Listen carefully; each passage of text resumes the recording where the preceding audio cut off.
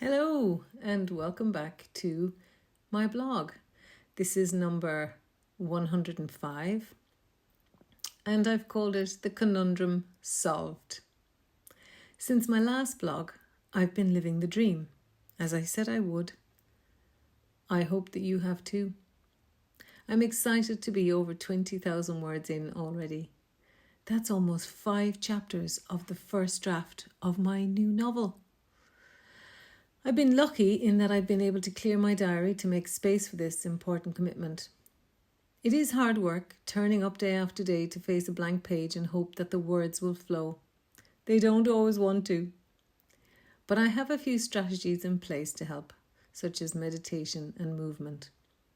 I find that if I get up from my desk and go out into the garden, even in the rain, and breathe in deeply while asking Mother Nature to inspire me, I come back to my desk feeling less blocked.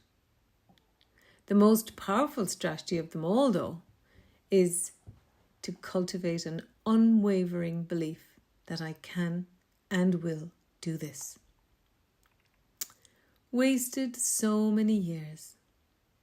It's taken 5 years of not reaching for booze or drugs to deal with life for me to finally wake up to my own power and to understand that, without self-belief, I am nothing. It pains me sometimes to face the fact that I wasted so many years and spent so many years wasted because of self-loathing, not believing that I was good enough, worthy enough, or capable enough of achieving the things I dreamed of, the things that would allow me to shine as my authentic self. Disconnection from my true self. I have always been something of a conundrum to myself, and no doubt to others as well. On the outside, I had much going for me. In my younger years, it would have seemed that I had it all.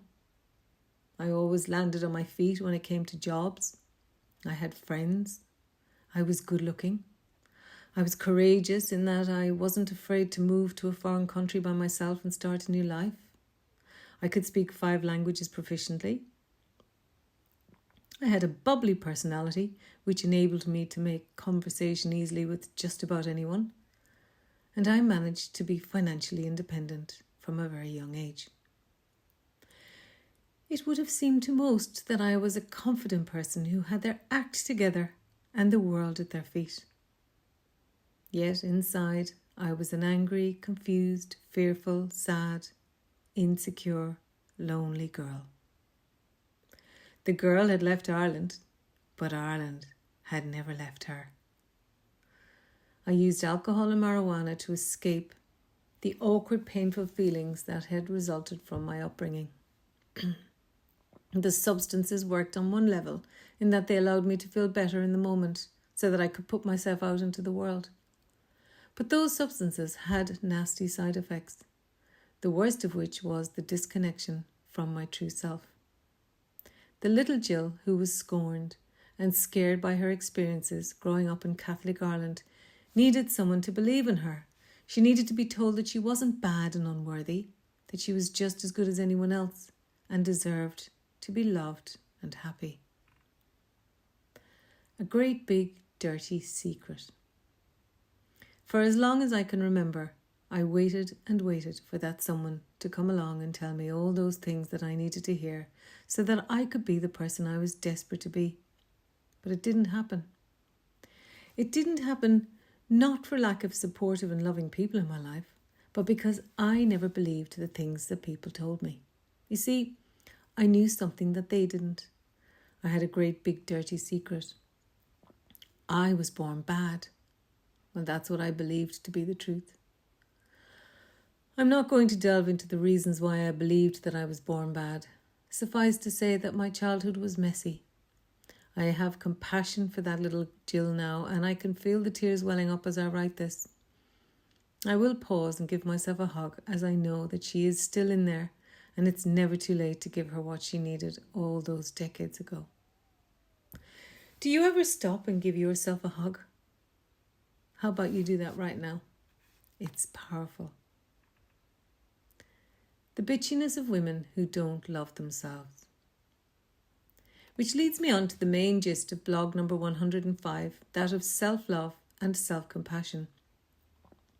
When I was growing up in Ireland, I often heard women around me spewing criticisms about other women who they didn't approve of.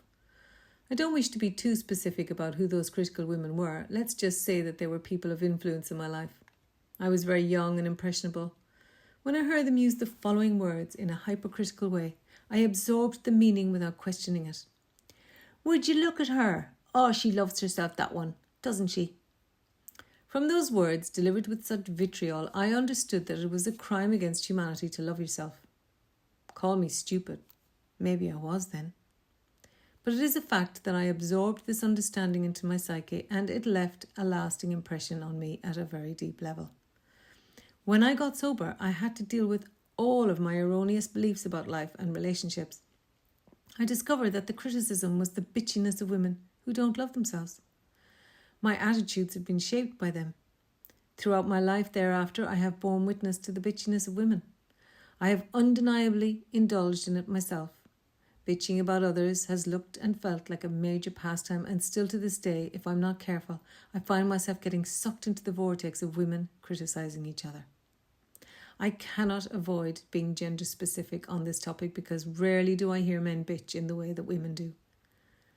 What used to confuse the hell out of me as a young person trying to make sense of the world around me was how those same women who bitched lyrical about their fellow females behind their backs would turn on the charm when those fellow females were facing them. It was there that I became acutely aware of female insincerity and dishonesty, and where my abhorrence for their hypocrisy began. It had a profound impact on my ability to trust women. Baggage. So what resulted was a young girl who believed that she was born bad, couldn't trust women, and at an unconscious level understood self-love to be taboo. And with that baggage, off out into the world I went. And they say that mindset is everything. In that case, I was doomed to fail. And fail I did. I have a string of failed relationships with women behind me that I am deeply sad about. It is the thing that causes me the most grief in my life. But what can I do? Well, here's what I can do. I can start to truly love myself by forgiving myself for my failures, acknowledging the efforts that I've gone to in order to be a better person, treat myself with compassion by recognizing my own suffering and allowing it to pass naturally, as it inevitably does, because nothing lasts forever. And then tuning into the unhelpful beliefs that I have held for so long and replacing them through my actions with beliefs that are helpful and life-affirming. I was not born bad. I can trust some women, and self-love is wholesome and acceptable. I am good enough, I am worthy, and I am capable of writing a book that others will want to read and will enjoy. Cop yourself on. I know there will be people who believe that this blog is just more self-indulgence. I can almost hear them say, sure, cop yourself on. Aren't there bigger problems in the world to be thinking about than your own tiny issues? And to them I say this. By going inwards and facing the truth about my limiting beliefs, understanding their origins, interrogating them with a clear mind and an open heart, I can make better choices about who I want to be from here on in. By embracing self-love and self-compassion wholeheartedly and realizing that all living beings deserve love and compassion, I can then go outwards with the best of intentions and bring a sense of love and hope to others through my actions. It all starts with me. Shared humanity. To conclude, I have learned from experience that bitching about others came from a place within me of self-loathing, a place where anger, bitterness, and envy festered. Self-awareness helped me to see that, and meditation helped me to heal it. Through meditation, I have come to understand that we are all connected through our shared humanity. When you are suffering, so too am I. Hence why we must love ourselves if we are to love others. Relationships are what gives life meaning. And we are better equipped to enjoy meaningful relationships when we can feel love and compassion for ourselves first. It is not selfish. It is essential. I read this powerful line in a book by Viktor Frankl last year that has stayed with me. It is so simple, but it is so true. If you want love, love. I spent a huge chunk of my life waiting for someone to love me. If only I'd known then what I know now, that I can love myself.